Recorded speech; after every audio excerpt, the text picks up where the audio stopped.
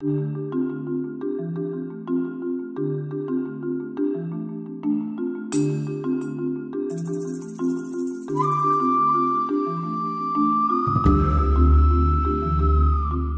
who graduate from our training go on to benefit their communities in all sorts of different ways. I think one of the roots of being a yoga teacher is being an activist and doing work of service. And a lot of our teachers, they go on to, some of them go on to the very common yoga jobs of, working in gyms or working at other yoga studios or teaching in that way, which I think is the main sort of path. But a lot of them also go on to do karma yoga, work in homeless shelters, work in battered women's shelters, work just volunteer. Some of them, I just got an email this week from an old graduate who is in Kathmandu teaching there to different communities. We have folks who have opened studios in Paris, in Africa, in Asia, all sorts of different places. So I think the reach of the training and the training sort of ethos, teaching with compassion and teaching with our Tranquil Space teaching tenets goes much further than the little neighborhood here in the studio. It goes, into the bigger city, into the bigger world. So their contributions, I think, reverberate throughout the whole world.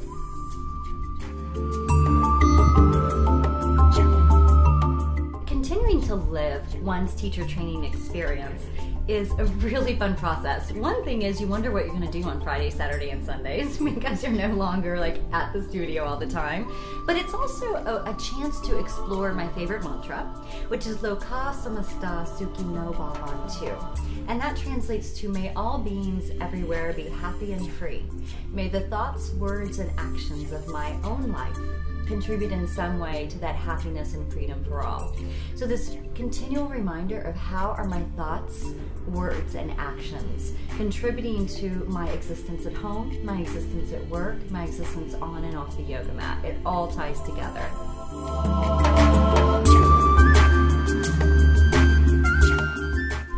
So Swadhyaya is a really important process for a practitioner of yoga, of course somebody going through teacher training, and somebody teaching yoga on a regular basis. So Swadhyaya is all about continued self-study. So reflecting on what something's feeling like for you, what's going on in life, and how you're reacting to it. It's a great way to explore patterns. And I find that Swadhyaya is beautifully explored through the practice of yoga. Lots of self-study there, like how's down dog feeling today? How was it yesterday? And then also through journal writing, art therapy, expressing yourself in any way. Creativity, I think, really ties in to one's exploration of Swadhyaya.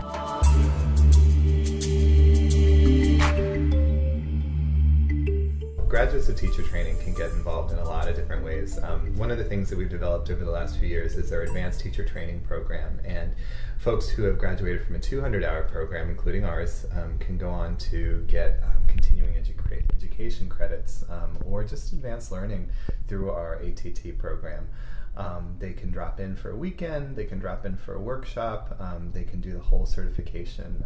It covers great topics like therapeutics, anatomy, yoga philosophy, things that perhaps in an initial 200-hour training are covered in a cursory level, but in the advanced teacher training are covered in more depth. We also have a teacher sangha, which we host usually once or twice a year, which is a gathering of teachers. Any graduate of any of our levels of teacher training are welcome to come. We usually have information about that in our blog. We're also going to be launching a TT newsletter for all graduates of teacher training. Folks are welcome to share their contributions, their experiences, write a short article if they like, and we're just continually looking for ways to keep our graduates involved. I think it's really important to plug back in every once in a while to the source of your yoga teacher training, just for community.